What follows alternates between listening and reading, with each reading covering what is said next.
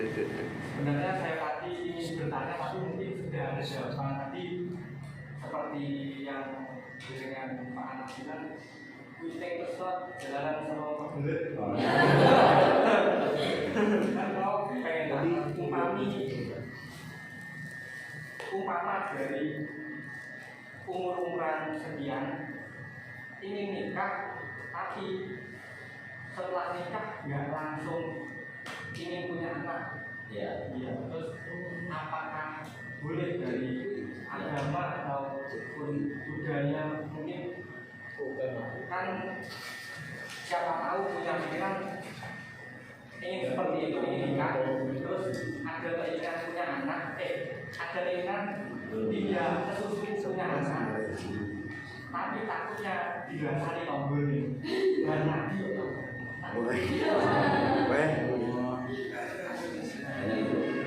Lalu ada lagi itu yang mandi ijab kabul itu kan walaupun guyonan bisa jadi. Lalu ada persyaratan kan ada saksi dua. Umpama saya guyon sama bapak hanya berdua, nanti apakah terjadi atau tanpa saksi? Terus pas ijaban seperti biasa normal kan tak disyaratkan ijab kabul untuk menanyakan kepada saksi kalimat bagaimana saksi sah itu apakah harus ada itu. Soalnya saya pernah dengar dulu kalau ada salah satu saksi saja saksi ngomong tidak sah, makanya bisa sah.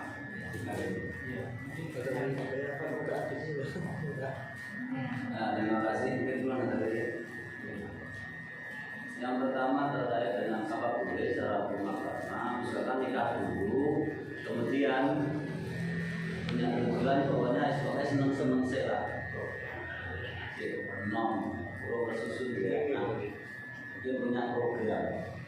Aku anak dari usia 20 tahun, misalkan nikahnya itu adalah orang dari 20 tahun, atau mungkin misalnya untuk sekolah atau punya pekerjaan, dan dari rata-rata pekerjaan di proyek proyek masalah mungkin di program seperti itu kita boleh. Jadi kita memikirkan dengan nasib walaupun Rasulullah mengatakan ya masyarakat karena kaku karena selalu ini mengajar di rumah yang kalian wahai remaja segera nikahlah kamu ya, karena kaku karena dan kekno keturunan atau artinya besok Rasulullah itu berlomba-lomba dengan nabi-nabi yang lain seberapa umatku di hari kiamat. Kalau Rasulullah itu umatnya lebih banyak, ini adalah bangga. Itu hasil perjuangan aku membawa syariat Allah sehingga umat itu lebih banyak pengikut beliau. Nah, tapi kita tadi saya sampaikan di awal kita itu zaman saat ini itu dari tidak ada orang dia anaknya walu songo bahkan 12 ada Mbak Yai saat di zaman di almarhum undang itu punya program namanya Bumi itu sebenarnya tidak ada pondok aktif Quran mengenai rumah awal. Itu adalah seorang dua, Maimunah satu, DKP itu satu, dua. Nah, ini kemauan putu nih, saat ini 90. Putranya adalah berapa? 14. Putra 14, putunya 90. Ini benar-benar. Tapi sungguh di antara 92 suci ini loh, sudah banyak yang hafal Quran. Apapun jangankan kalau memikirkan masalah mental anak, pendidikannya anak dan segala sesuatunya pakai uang. Kita belum siap segalanya memikir timbangan bujune, untuk utang bujune lo nenek. Akhirnya terus mikir punya anak kebusian anak. Dan kalau mau kira-kira nasibnya anak, akhirnya kita punya program nanti saja. Karena kita 3 tahun ke depan, 4 tahun ke depan kita punya anak dengan kesepakatan berdua ini boleh. Jadi ada tonggo sing muni rapi lah dia anak raiso piye iki guyon. Logikane napa? Kayak sekolah lho bisa rapi nek masalah ngono-ngono kuwi tak ora belajarnya mesti iso tinggi. Kok kalau hukumnya itu boleh kalau secara hukum. Nah, untuk merencanakan program anak setelahnya nikah. Karena zaman saat ini kok mulus tidak mulus mampus.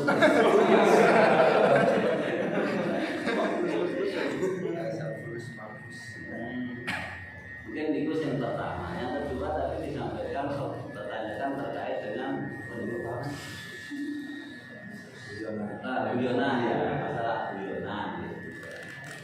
Posisi Anda sebagai anak yang guyonan sampai ini nggak sah kok. Sampean sudah jadi wali sebagai anak, terus sampean guyonan, sampean guyoni cari itu, kayak calanan yang jadi sampean, sampean sudah jadi bapak, sampean jangan itu, lumayan bisa, bapak yang datang, atau mungkin bapak yang buat aneh-aneh, bapak yang orang tua itu nggak jauh, bapak nggak jauh dari pokoknya, jadi bapak yang datang. Akhirnya calanan moro, sana guyon-guyon. Kalaupun tanpa ada saksi, biasanya langsung orang tuanya sendiri yang mengguyoni kalau calanan ini. Kalau nanti kami anak, saling dijawab. Terus dijawab. Oke, saya terima. Dia dengan tolongnya apa? Kalau kan Nabi walau khotaman min hadidin. Senajan nek duwe ali-ali nek uji payung diundang ning kaya ali-ali diwene. Iki mahare saya terima nikah. Susah. Lah sing guyone wani iki. Tapi nek anak padha anak sama kota api yo. Itu sapa yo enggak bisa to itu. Kalau oleh sahabat oleh foto kula senajan surya itu yo pengen karo TV. Kata ya. Itu jawabannya. Jadi itu karena yang wajib menikahkan wali bukan yang bersangkutan tadi. Maka ini yang jadi sah apabila wali punya anak putri kemudian untuk meminang menantu kepada orang laki. Terus yang ketiga tadi sah atau tidak misalkan bersaksi. Saksi harus menyaksikan dalam pernikahan. Karena banyak kejadian karena mau nikah itu kadang-kadang ya urung sekolah grogi wis diwapal nih. Kadang-kadang itu meluarat pakai bahasa apa nanti menikahkan. Saya pakai bahasa Arab saja Pak, dan simple. Mubarak mengenai presiso jawabnya yang bahasa Arab sampun. Obil tu memang, obil tu nikah agak dimaksud makmur. Walau hidup di wong akeh, motor baru obil tu limpah paham. Ternyata keliru, tidak sah. Akhirnya saksi mengatakan tidak sah, ulang lagi. Jadi tidak sah itu bisa diulang lagi karena masih di dalam satu majelis. Tahu nggak sah itu karena ada sesuatu kata-kata yang belum pas.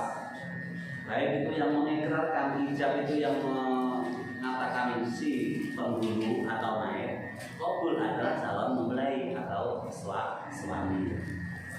Itu ijab qabul. Makanya yang dianggap sah apabila ijab itu sudah dibayar tunai. Contoh, Anda saya nikahkan dengan anak saya, ya, misalnya orang tuanya itu juga. Anda saya nikahkan dengan anak saya nama Maimunah, umpamanya. Maimunah dengan membayar mas kawin berupa seperangkat alat sholat dan uang 1 juta rupiah dibayar tunai. Nah, dengan tunai ini Anda langsung jawab, saya terima nikahnya. Itu adalah untuk mencapai sahnya ijabe kula sing muni sampeyan kabulnya. Saya terima. Niku kok ngantek jeda. Ya, tunai ora nang dijawab. Karena saksi kalau saya terima, itu sing duwe mari kene.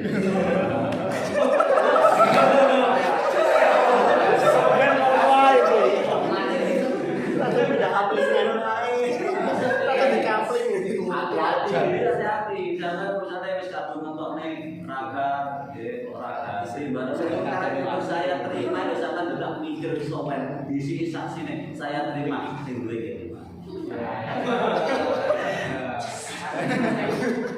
Pokoknya itu dan libur fak.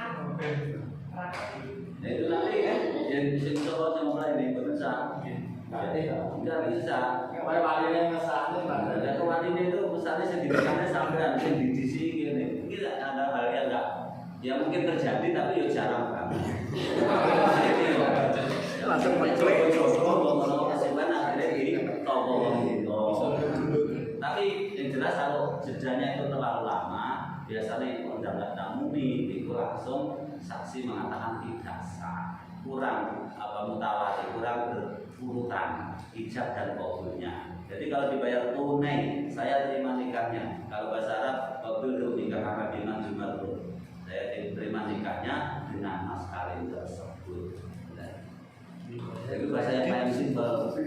Jadi nggak usah ditambahin, saya terima nikahnya dengan mas kawin tersebut tunai, nggak usah tambahin tunai. Jadi saya terima nikahnya dengan mas kawin tersebut. Nyanya itu adalah kepada apa yang diikrarkan si pengijab tadi disebutkan. Misalkan saya penghulu, misalkan, kemudian ada wali menyerahkan, makanya wali harus menyerahkan dulu. Kalau wali nggak menyerahkan, kita tidak ada, nggak boleh. Zamannya taukil wali, asrah wali.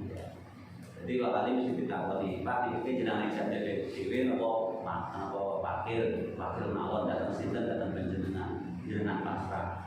Penghulu jenengan nikahaken putra putri kula nami Maimunah pikantuk yang dalem namine Paingin, jenenge Maimunah atau Paingin. Dengan bayar mas kawin seperangkat alat surat uang 1 juta ini mangkaken pernikahanipun wis pasrah. Akhirnya kula saya terima kula tapi dan kalau pasrah jenengan. Napun bapake kon ngalih. Akhirnya dijajarne wis pasrah kalih kula wali kula man ya. Kemudian saya nikahkan dengan Maimunah binti Paingin yang menyerahkan wali kepada saya dengan membayar mas kawin uang 1 juta dan seperangkat alat surat dibayar tunai. Dengan jawab saya terima nikahnya dengan mas kawin.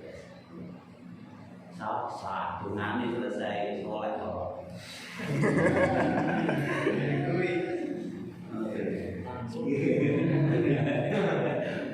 Sama nih Mas Andi. Mungkin bedanya apa nih? Pelajar ya. Saksi, Gitu. jawab saksi itu Saksi itu termasuk dari sah dan tidak ya. Entarnya dan saksi itu kalau orang Jawa juga antara lain. Kemudian saksi itu yang adil. Adil itu gimana tuh? Adil itu ya benar-benar dia itu posisi saksi. Saksi itu menyaksikan satu tidaknya pernikahan atau tenang. Kadang-kadang sih dinikahnya jalur bahasa Arab. Saksi ini jelas karena tidak bahasa Arab. Di sana pembuatan ini timbangan mungkin rasa itu daripada rasanya sangat Indonesia. Jadi adil itu, tapi kadang-kadang di daerah kita diambil saksi itu dari siapa? Mungkin sebutnya Pak Tio, mungkin kalau masyarakat atau mungkin orang yang berada di sini sebagai saksi. Nah, bahasa yang paling simpel bisa dipaham oleh saksi, dipaham oleh yang pengijab, dipaham oleh yang menerima ijab. Ini adalah pakai bahasa Indonesia atau bahasa Jawa. Podo pahami. Buaya bahasa Arab saksinya tidak ngerti bahasa Arab. Nah, istilahnya bahasanya nggak sah. Saksi munisa ini kan menjadi problem. Ya. Kalau seperti itu terjadi, ya kita kembali saksi itu adalah kembali ayatin oleh Islam bisa. Kalau sing pengijab dan yang diijabkan yakin kata saksi tersebut sah, kita yakin itulah menjadi pegangan kita untuk melaksanakan. Ada gitu. sama nih Mas Andi. Jadi mungkin untuk menjadi saksi nikah seseorang itu harus benar-benar ada syaratnya juga ya Pak. Ya, Harus kalau paham. karena itu biasa terlambat.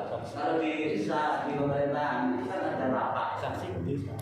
Rapat itu adalah sebelum hari nikah kurang 1 minggu disuruh datang di KU. Namanya rapat ya. Rapat itu adalah satunya melengkapi dengan apa itu bawa surat dari Puskesmas, dari surat kesehatan.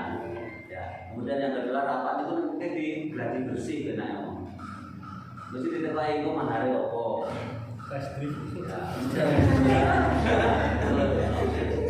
Di mahare opo itu sangat nikah di lokasi nggih bahasa opo bahasa Indonesia wis iso kulo jawab.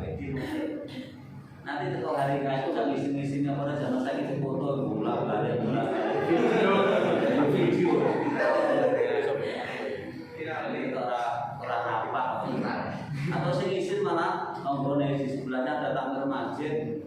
teman berbeda itu lima pangkat rasa ya kalau kita milihnya apa orang milih itulah. Iya sama nih. Mungkin pranikah nih Pak. Kalau bahasa Indonesia apa itu pranikah? Pranikah. Iya mungkin akan dengarkan kita ada pertanyaan lagi. Mas Adi, monggo. Perkenalkan sebelumnya nama saya Muhammad Sarwani dari Kawasan Sangat.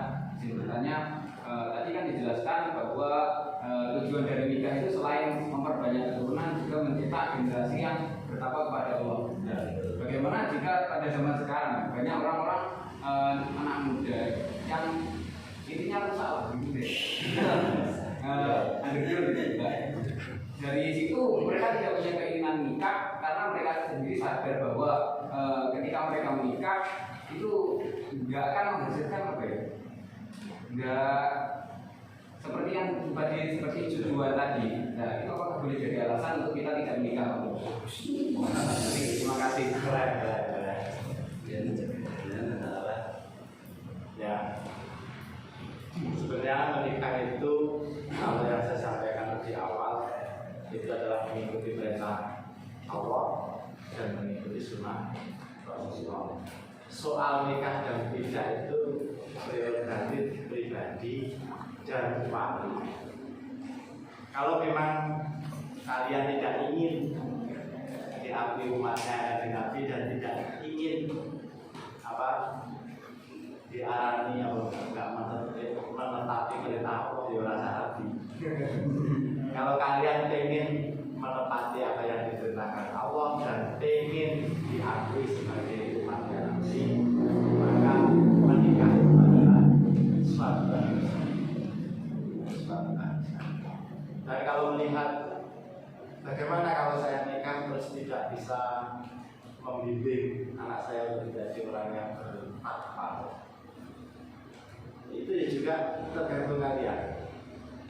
Terus di era modern, era saat ini, bapaknya goblok ora apa-apa, penting golek duit sing akeh, anaknya dititipne nang pesantren.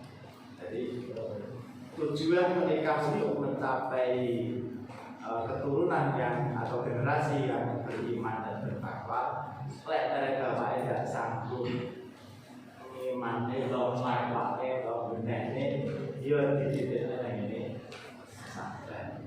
Mungkin kalau dulu belum ada pesantren ya dititipne nang ngene masjid, kiai masjid. Mungkin solusi. Jadi itu orang. Jadi kalau kesimpulan pertanyaan jenengan adalah dua. Yang pertama adalah nikah. Dari nikah itu sendiri hukumnya kalau ada 5. Jadi yang pertama adalah wajib. Siapa yang mengenal ketertiban hukum wajib, dia mampu segalanya. Jadi manis atau al-ba'a dan zawat fa'inna Allah dhul basar. Apabila sudah mampu nikah, maka nikahlah. Sesungguhnya nikah itu untuk memejamkan telinga, mata. Bahwa berbasar, wawasan lifar untuk menjaga farji, menjaga kelamin. Yang ketiban wajib yaitu wong sing wajib nikah umurnya cukup. Ya, gambaran untuk keinginan nikah ini sudah membebu. Yang ketiga adalah andaikan punya tanggung jawab kepada istri sanggup dan tidak ingin menyakiti dan seterusnya. Ini sudah wajib nikah. Itu hukumnya wajib. Terus yang kedua ada sunnah. Kenapa sunnah? Ya mungkin dia karena kalau aku nikah, ini tujuannya memperbanyak umat, tujuannya gitu. Ngerti dengan ilmu nikah. Tapi sisi lain aku mau mampu. Itu dipandang dari keilmuannya dia itu sudah mampu untuk mengatur si istri. Itu adalah sunnah di pernikahan. Tapi kalau yang milih melakukan daya disik berarti boleh ambil waktu sejenak untuk cari pekerjaan untuk mencuri. Yang makro itu kalau nego cukup bawa nafsu gue pas seneng aku wis pokoke pengen capai. Kayak wis digendak karo kae, itu sing gak nyantet tak peki. Ya, akhirnya dipakai nego sebatas untuk 1 bulan, 2 bulan, 3 bulan, pokoknya aku pakai tak seleh nih. Jadi pegat mana kan kosong, bisa tetap pegatan ya pegatan anak. Itu adalah 5 menentukan dan meninggalkan itu lebih baik daripada menjalankan hanya sebatas. Yang mana hukum haram itu apabila nikah ingin menyakiti, balas dendam. Jadi kita alami, kita pulau akan menyakitkan segala urusan hati ini, menyakitkan fisik atau berpikir melampiaskan hawa nafsunya dan dia nggak sanggup mencukupi kebutuhannya. Ini adalah haramnya. Jadi tujuan untuk penyiksaan itu adalah mubah, boleh meneng, tapi orang itu adalah ketergantungan diri sendiri ya, masing-masing. Itu dari hukum jawaban terkait dengan kita. Kemudian tadi disampaikan masalah keturunan akidah. Lo yakin munculnya hidayah Allah itu adalah kadang-kadang di masa muda pikirannya pokok pengen rapi. Terus gak mikir kok aku rapi dia, aku dia penting apa? Nah setelahnya punya anak itu semua orang tua mesti berpikir ngerti itu. Gak enak sah goblok-goblok itu orang udah cita-cita mau berubah terus goblok aku sudah goblok ya. Aku wis nakal, nakal-nakal wong sak donya. Muga-muga anakku suwe nakal mulai aku wis iki. Gitu ada. Itu munculnya setelah punya anak.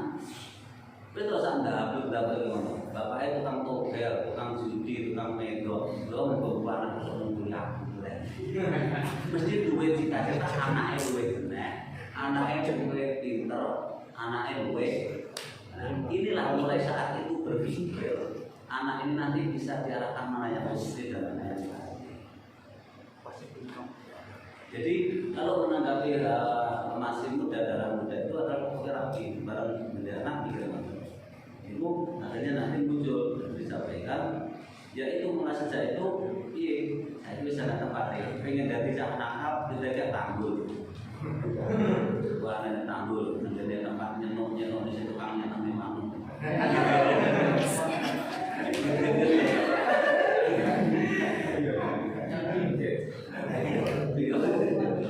atau mungkin pengen benar ada TPG mati pada pesantren nanti akan menjadi bocah sing terarah ribut-ribut dan teman-teman itu terarah.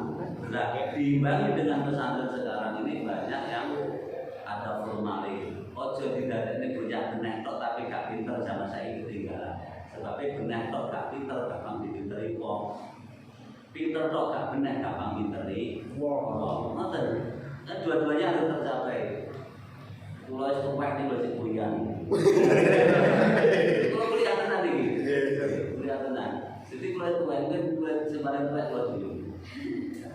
Aku nggak mikir aku ben. Jadi aku nggak mikir. Aku jauh-jauh kan nanti kalau aku nanti paling betul. Anak muslim nanti bidang mati hilang.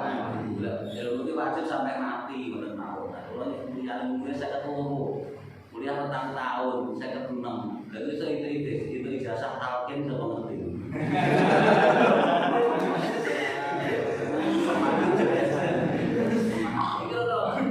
Pengen sekolah.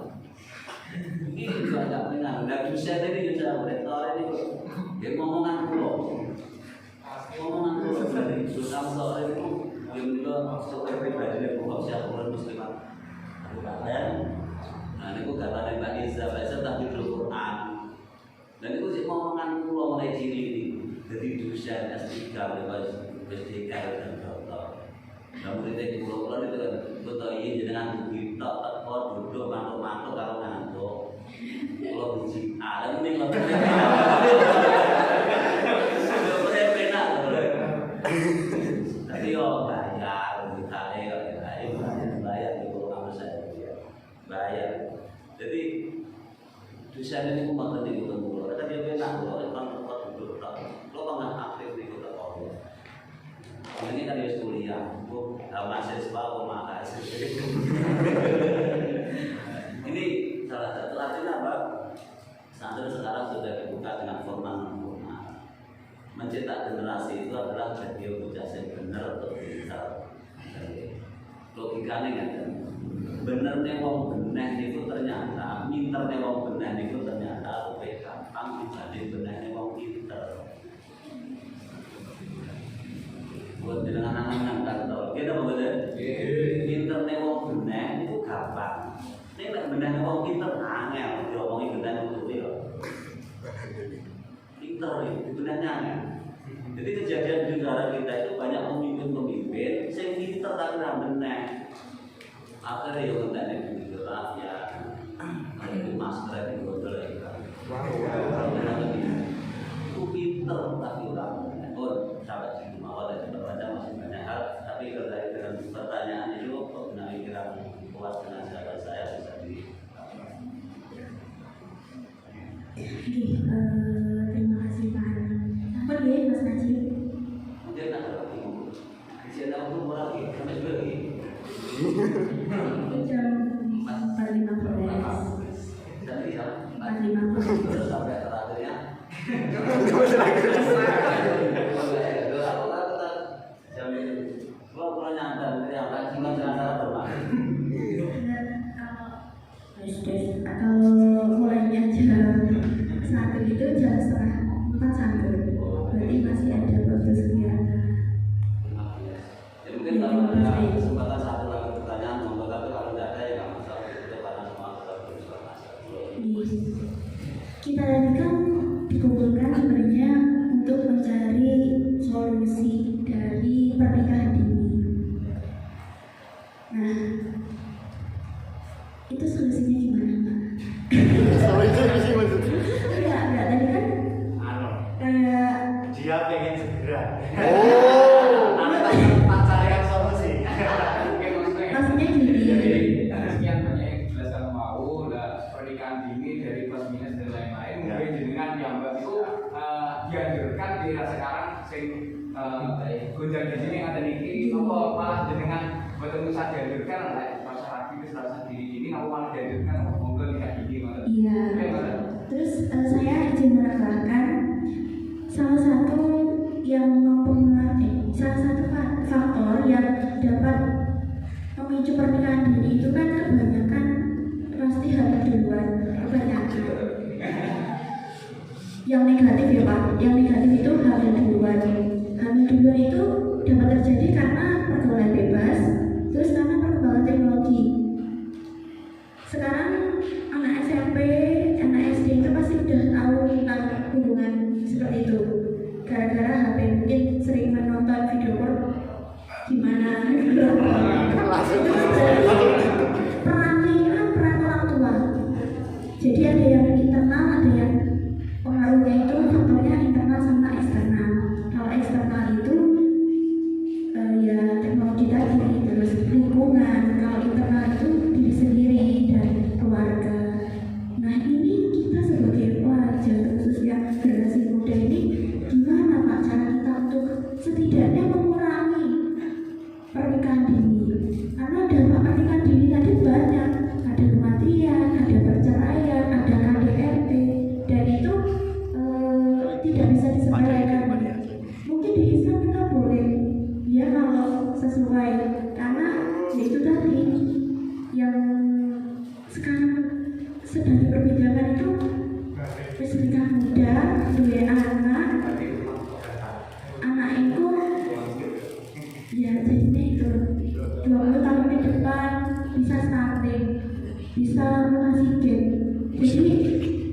Jadi gimana ya, dampaknya itu besar tapi bertahap, gak langsung dirasakan. Nah itu gimana solusi? Jadi sebelum kita cari solusi, kita harus cari penyebab. Setelah ada penyebab kita ketemu, baru mencari solusi.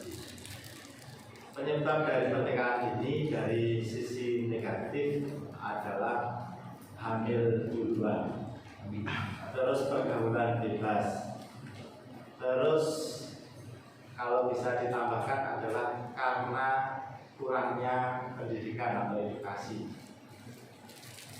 Terus berikutnya karena informasi dan teknologi yang menyebabkan nanti dewasa belum waktunya. Macet karbitan. Macet karbitan. Orang-orang payah macet sempat atret. Besok pagi sudah ini bisa.